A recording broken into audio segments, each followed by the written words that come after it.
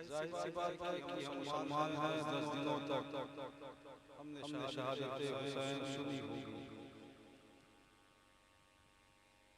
गांव 10 रोज़ा प्रोग्राम का एहतमाम किया जाता है।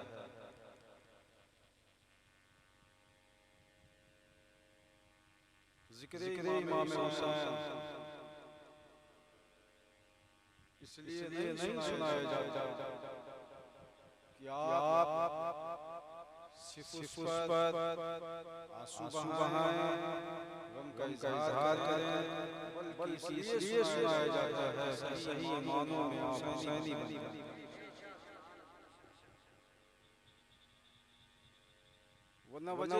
ये प्रोग्राम आप शहबाज नेटवर्क की जानिब से समाप्त कर रहे हैं। अल्लाह ने ज़मीन व आसमान का जिन मालिक बनाया हो, जिनकी इजाजत के बगैर कोई जन्नत में दाखिल न हो सके, कौसर की एक बूंद भी अगर किसी को मिलेगी तो इन्हीं मुक़द्दस हाथों से, उन्हें ये अज़ीम कुर्बानी देने की ज़रूरत क्या थी?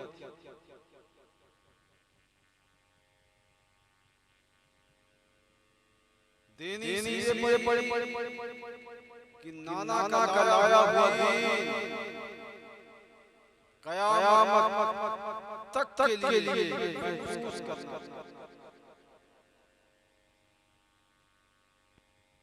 ताकि नाना के दौर में जैसे नमाज पढ़ी गई है, क़यामत तक नमाज ऐसी ही पढ़ी जाए। जो कुरान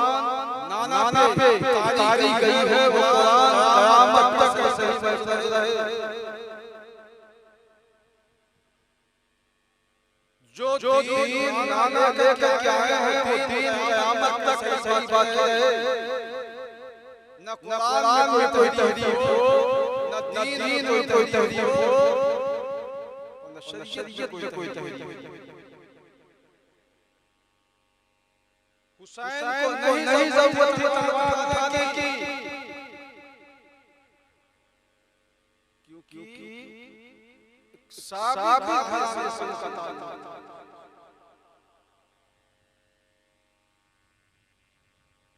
जान का बदला जान, माल का बदला माल। इस खानदान का नतीजा है तलवार उठाई है तो शरीयत की हिफाजत, क्योंकि उनके सामने जालिम जाबिर है जो शरीयत मोहम्मदी को तबीयत के हिसाब से बदलना चाहता है। शराब जायज करना चाहता है, दूध शरीफ बहनों के साथ शादी दुरुस्त नहीं है, लेकिन जायज करना चाहता है। माँ के वो रिश्ते जिन्हें खाला कहते हैं, शरीयत के उसूल से उसके साथ निकाह जायज नहीं, लेकिन वो उसे जायज करना चाहता है। ऐसी बुराइयों के खात्मे के लिए रसूलुल्लाह का बेटा बहुत महफूज़ से खुशियाँ के साथ करबला के मैदान में आकर बेमसद होकर तीन भूखा प्यासा लाकर छोटे-छोटे मुहर्रम किया के लिए शहीद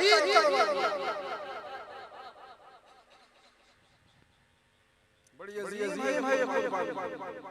अब उसके बाद भी हम कुरान पढ़े, नमाज पढ़े, रोजा रखे, शरीयत के मामूलात को ना माने, अहले सुन्नत के मामूलात पे अमल ना करें। हो सकते हैं तो हो सकते हैं। कोई शराब पिए अपने आप से हुसैनी कहे, कोई ज़िना करे अपने आप से हुसैनी कहे, कोई गीबत करे अपने आप से हुसैनी कहे, कोई अपने भाई बहनों के हुकूक को पामाल करे अपने आप से हुसैनी कहे, कोई अपने माँ बाप को गाली दे हुसैनी कहे, कोई अपने दरवाजे आए हुए मेहमान की बात करे कोई अपने बहनों से करना आप पहुंचा तो ये जीती तो हो सकता है ये कैसे अपनाने वाला हुसैन नहीं हो सकता न करबला में हुसैन थे ना चाचा हुसैन थे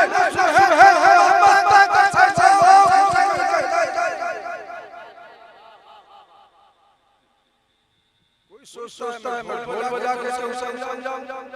कोई सोचता है मैं सासा बजा के हुसैन बन जाऊं कोई सोचता है मातम करके हुसैन हो जाऊं ढोल सासा बजा के आप हुसैन नहीं हो सकते हुसैन ने करबला ने से तलवार के सामने जब तुम्हारी पीछे शब्दों में पैदा हो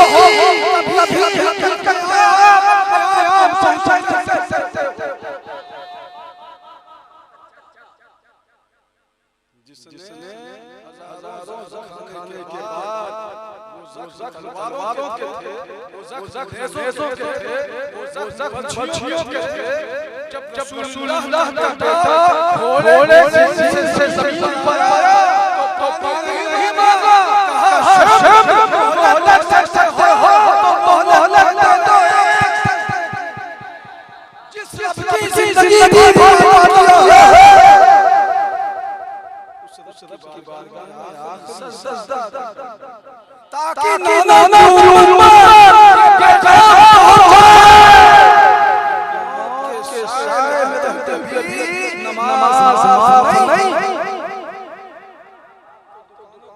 नमाज नहीं समझते हैं नमाज माफ कर दिया अपने काम में मशगूल हो नमाज माफ शादी ब्याह में है तो नमाज माफ बेटी विदाई हो रही है नमाज माफ नमाज किसी कीमत में माफ नहीं है बिस्तर मर्द पर अगर आप लेटे हो उठने की सलाहियत नहीं बैठने की सलाहियत नहीं खाने की सलाहियत नहीं बात करने की सलाहियत नहीं तभी आपका इस्लाम कहता है कि आंखों के इशारे से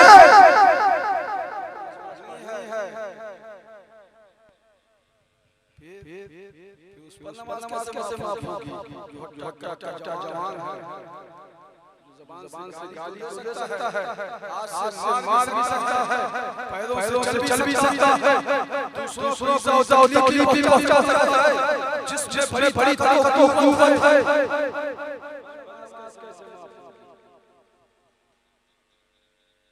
करबला में जो हुसैन थे 9 दिन भूखे रहे 3 दिन प्यासे रहे नमाज फज्र कज़ा की है नमाज ज़ोहर कज़ा की है नमाज असर कज़ा की है नमाज मगरिब कज़ा की है नमाज इशा की है हर कोई है कि नौवीं की अल्लाह के बेटों ने 72 नफूस से दुनिया ने पूरी या फिर पड़ी है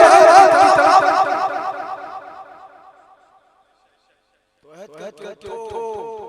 हम 10 दिन से हुसैन नहीं जब हम जिंदा रहे हुसैन बन करके कितने लोग हैं जो नमाज़ों की पाबंदी करेंगे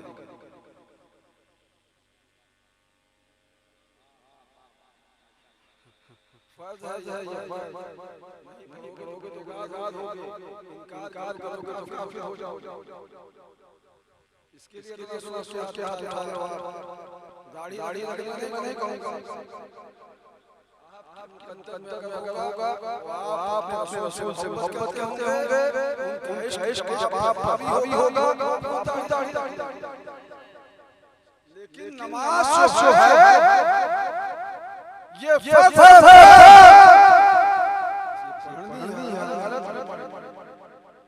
रोजा फर्ज है अल्लाह ने साहिब माल आपको बुलाया है तो हज करना है अल्लाह ने दौलतमंद आपको किया है तो आई सल्तनत चाहे मजबूरी से आपको चाहे मौलवी को मौसम साहब ये समझो कि बंदा आकर ऐसा एहसान किया है, देना है आपको, नहीं दोगे तो बरोज़े क़यामत बहुत ठोके जाओगे। 2.5% 10 रुपया है तो 2.5 निकालना है। नहीं कि 52 तोला चांदी जब हो जाएगी 7.5 तोला सोना हो जाएगा, नहीं तोले हमें 26,000 रुपये आपके पास आपको निकालनी है। कौन आदमी है जो साल में 26,000 रुपये नहीं बचाता? 26 लाख रखा तब भी कहते हैं हजरत तो बड़ा करम कुछ होशियार है कि रमजान हो से पहले 20 लाख हो तो 25 लाख नहीं करते हैं, फिर कहते हैं तो मौलवी को धोखा नहीं दे दो, अल्लाह को धोखा दे रहे हो।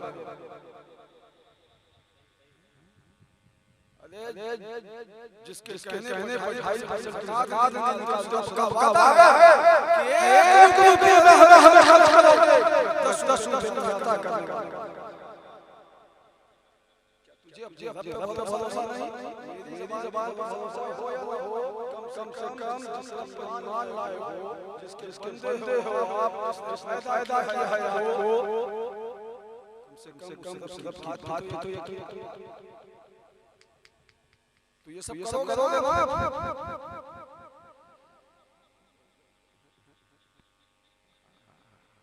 मौलवी के सामने काम बोलते, नेता के सामने बोलते हैं, नेता ही बात करते हैं, नहीं चले आप कपड़ा उठा देंगे, चाय बजा दोनों नहीं जो चार कौन नेता नहीं काम आएगा, सिर्फ एक साथ चलो कब्र में काम आएगी, तेरे पैगंबर की तेरा बाप भी कब्र में काम आएगा, जिस मां ने तुझे पैदा किया है वो मां भी नहीं काम आएगी, जिस बच्चे को परवरिश चढ़ाया वो बेटा भी नहीं काम आएगा, जिस बेटी के शिक्षक ने तू अपना खर्च किया करता था वो बेटी मरने के बाद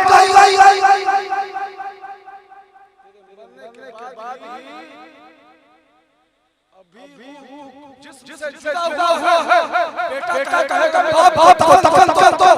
बाप कहेगा बेटे को दफन कर दो, मां कहेगी बेटे को दफन कर दो, जिस बीवी का तू इतना ख्याल करता था कहने से पहले तू उसके ख्वाहिशात पूरे कर दिया करता था, उससे ये कह के मेरी बीवी अगर सबसे पहले इंतकाल हो जाए तो मरने के बाद जो बेडरूम मैंने बड़ी मेहनत से बनाया था, फर्नीचर बनाया था, टाइल्स लगाया था,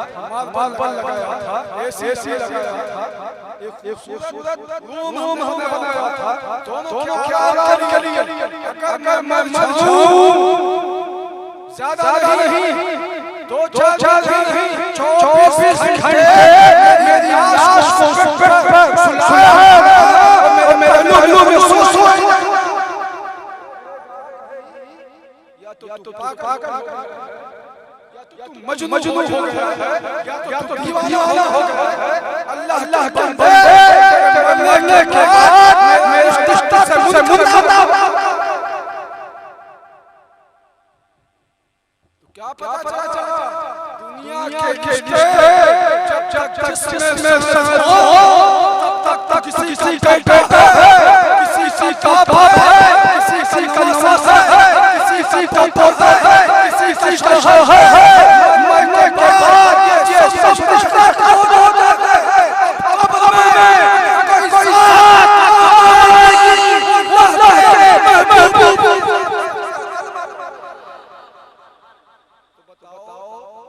दुनिया वालों से मजबूत करना चाहिए,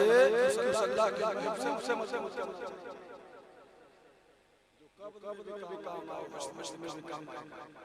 उसी महबूब ने फरमाया है अल्लाह के कहने पर के महबूब आप फरमा दो, आपकी उम्मत आपके लिए जिंदगी की अगर आप देना चाहते हैं तो आपके लिए मोहब्बत, आपके घर वालों की मोहब्बत, नमाज के बदले, रोजे के बदले, हज के बदले, ज़कात के बदले, जो इस्लाम का दस्तूर आपने बताया है, जो शरीयत आपने समझाई है, जो कुरान मेरे बंदों तक आपने पहुंचाया है, इसके एवज में वो दूरी आप चाहते हैं। फातिमा से मोहब्बत करें, अली से मोहब्बत करें, हसन से मोहब्बत करें, हुसैन से करोगे कि नहीं करोगे? और क्योंकि मरने के बाद इन्हीं की शफाअत से आप जन्नत में मेरे आका ने फरमाया है मेरे भाई की मिसाल कश्तियों की तरह कश्तियों में सवार हो गए वो पार हो गए, निजात पा गए। ऐसे ही मेरे अहले बैत की मोहब्बत की कश्ती में जो सवार हो जाएंगे, दुनिया में कामयाब हो जाएंगे, आखिरत में कामयाब हो जाएंगे। वो लोग कुछ भी हो जाए, हर हालत में हमें अल्लाह के महबूब उनके घर वालों से मोहब्बत करनी है। हमें हालत में जो इमाम हुसैन ने करबला के मैदान से काम दिया है, उस काम पर अमल करना है। अल्लाह से दुआ करनी चाहिए कि मेरे परवरदिगार तक मुझे दुनिया में जिंदा रख, हुसैन की मोहब्बत में जिंदा रख, मौत भी उन्हीं की मोहब्बत में। कत्ले हुसैन में मर गए यजीद है, इस्लाम जिंदा होता है हर करबला के बाद। वाखिर अल्हम्दुलिल्लाह, अस्सलामु अलैकुम।